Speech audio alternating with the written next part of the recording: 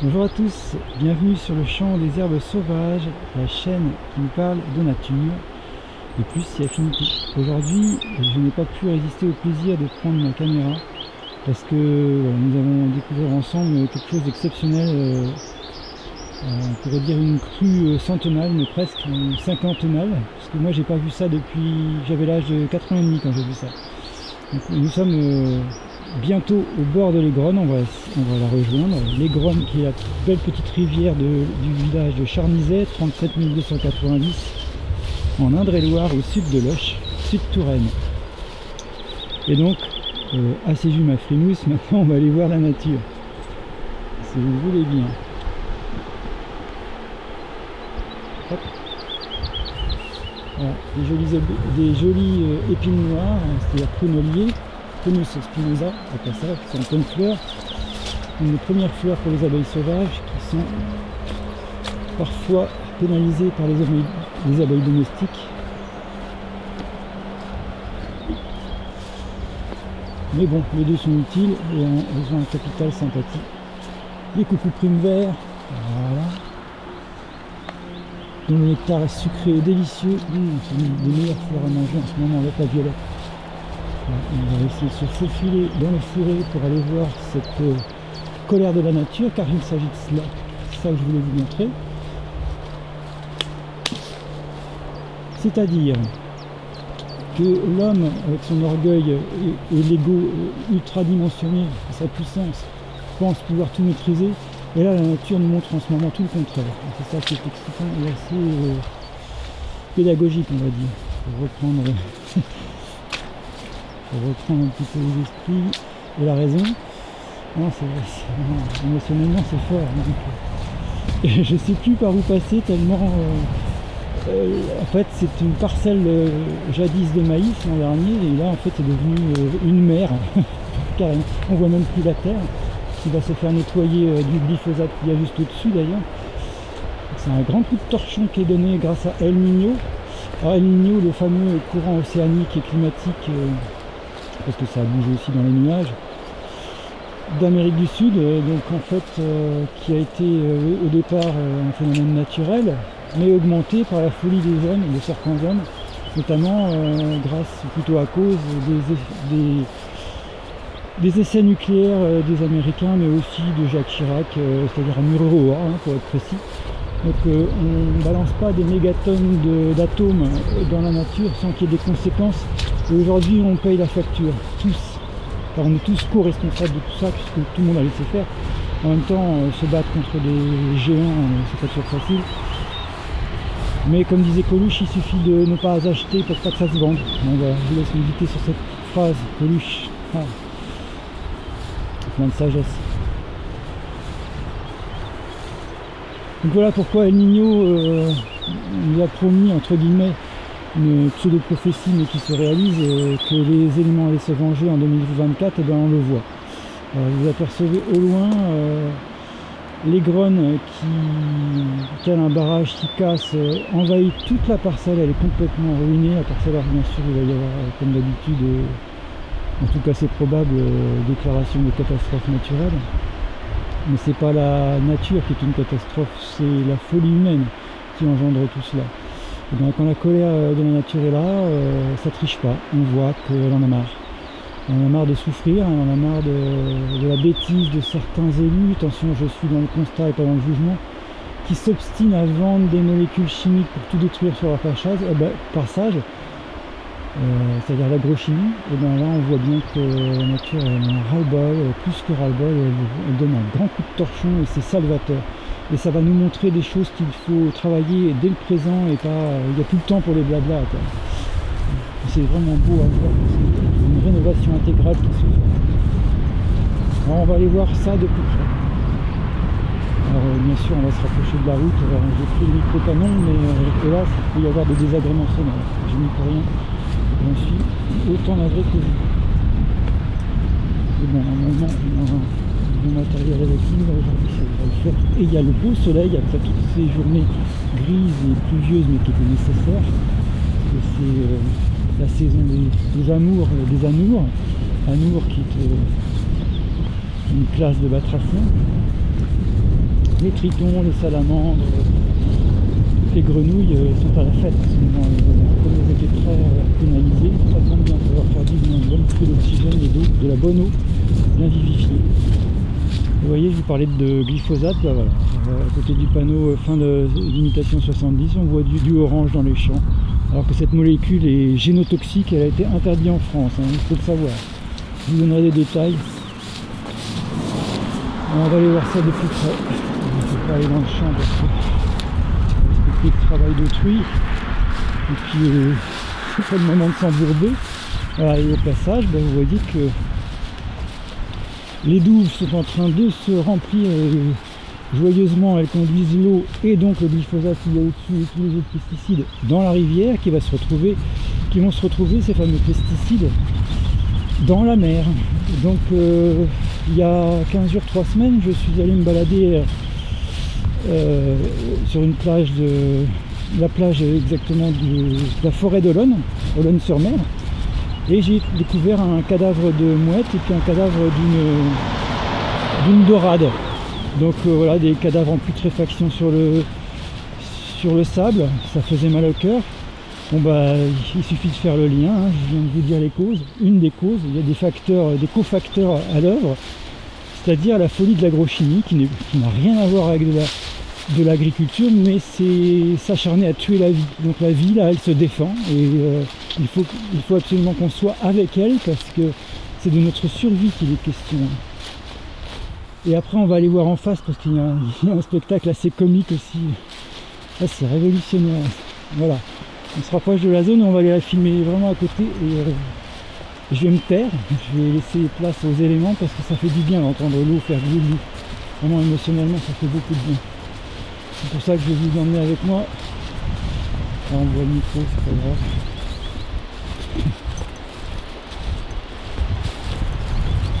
Oui, c'est parce que j'ai perdu le petit support qui relie le micro à la caméra, donc je tiens tout à la main.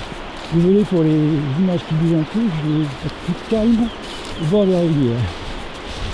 Marcher en filmant, ça faisait longtemps que je n'avais pas fait. Voilà. Vous voyez, on va aussi regarder au passage que le pont a été complètement démoli par les éléments. L'eau, en fait, elle ruine le calcaire au fur et à mesure. Bien sûr, ça se fait insidieusement sur le temps. Vous voyez, là, il n'y a plus beaucoup de marge hein, sous le pont. Hein. Et on va rentrer dans le lavoir. Enfin, vous voyez là cette nuit ça a complètement débordé de la porte du lavoir et là ça ressort de l'autre côté. Voilà, ambiance un peu plus intimiste. On voit les anciennes vannes, en tout cas avec toutes manivelles en fer forgé, avec encore les rampes pour mettre les planches en bois pour battre le linge. Et il y a encore une manivelle, on a de la chance. Voilà. Avec le petit tambour en bois là, pour remonter le bac de linge, etc. Et la mendière avait du mérite, mais c'était écologique comme méthode avec le savon de Marseille. Contrairement à des idées reçues, à part un peu de phosphate qui était dilué, c'était pas si polluant que ça. Voilà. De lavoir qui a été rénové il y a quelques années. On y reviendra peut-être, parce que c'est de l'autonomie. Et oui, les amis, ils n'ont pas tout à fait tort. Ils sont fait construire par Micron, n'importe quoi. Voilà, il faut faire attention parce qu'il y a du courant.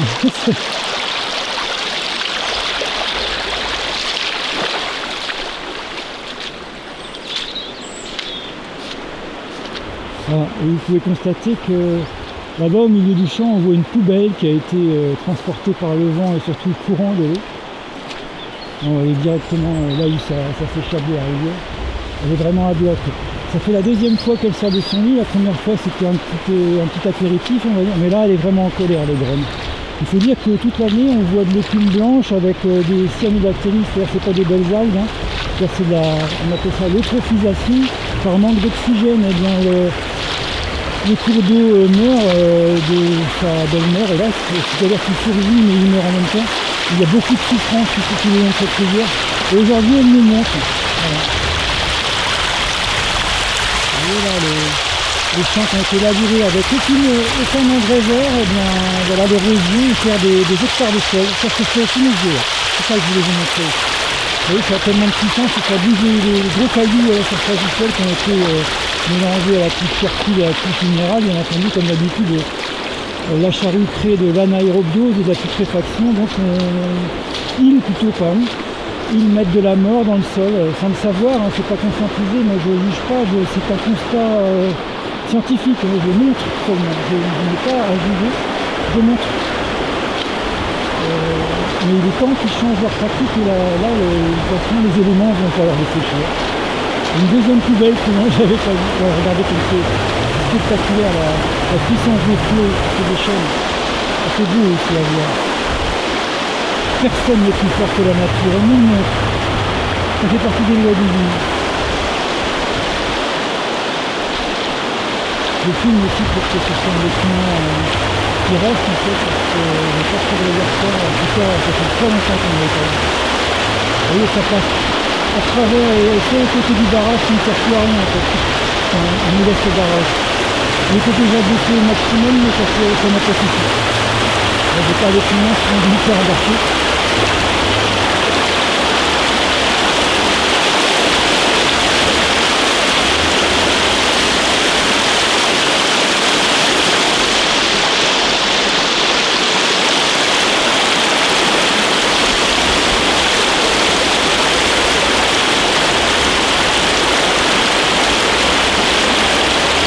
Bien sûr, on peut constater au passage que, vous voyez, le brassage de l'eau avec le talus qui s'érode en même temps, ça déclenche beaucoup de bulles d'oxygène, ça tombe bien parce que quand on voit la turbidité de l'eau, c'est-à-dire la boue en suspension dans l'eau, c'est ça qu'elle est toute marron, et l'argile qui s'en va avec, on connaît qu'on perd des hectares de terre à l'échelle du territoire national, bien sûr, parce qu'il n'y a pas qu'en Indre-et-Loire.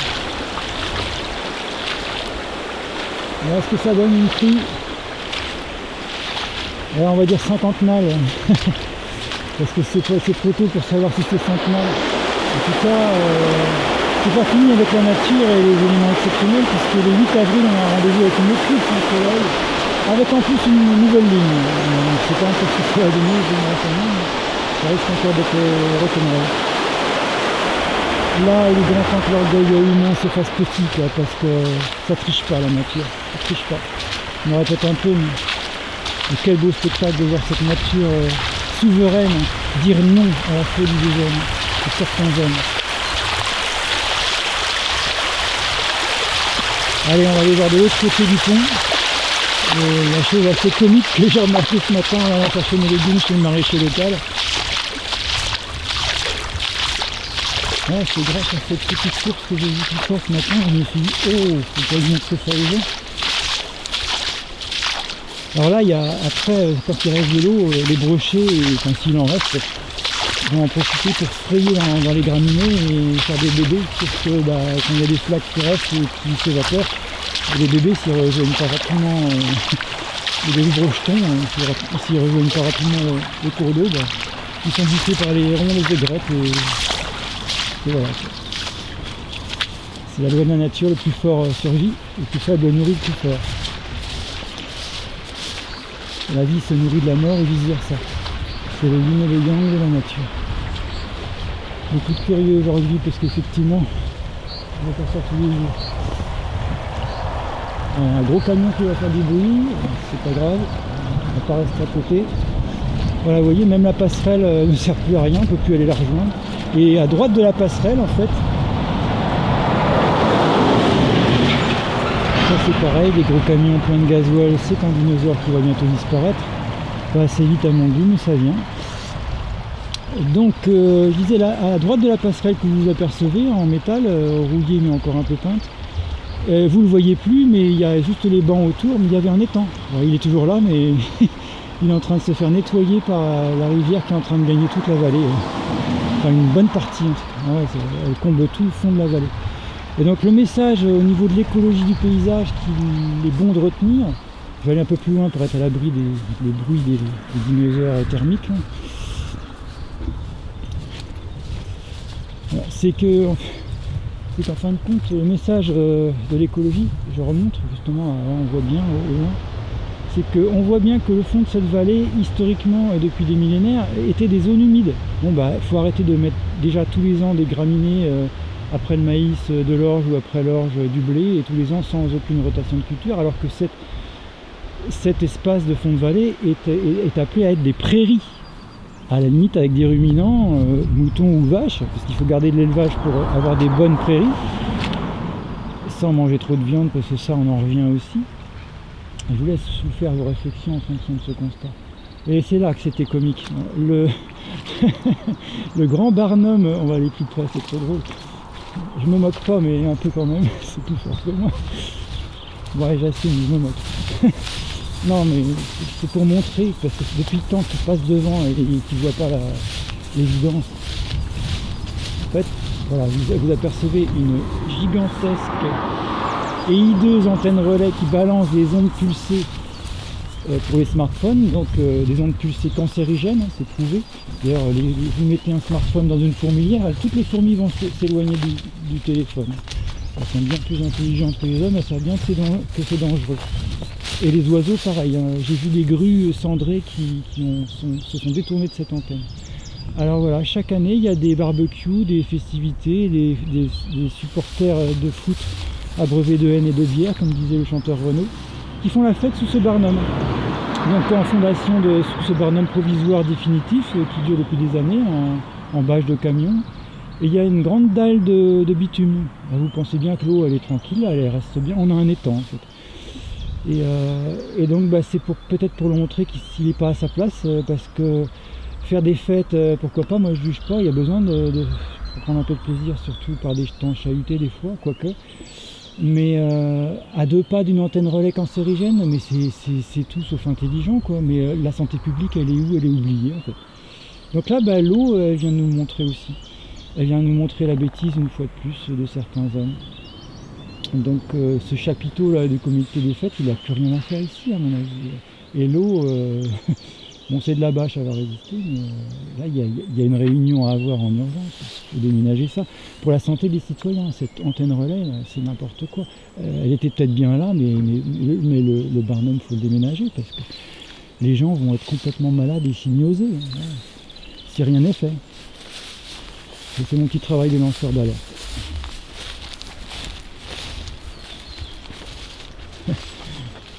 Même le petit local, voilà, le petit local technique à les pieds dans l'eau.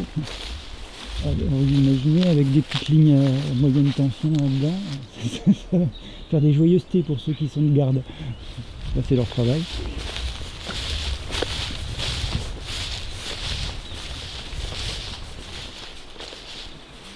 Bon voilà, j'arrête ici cette vidéo qui va être plus longue que prévu sinon, et puis désolé pour...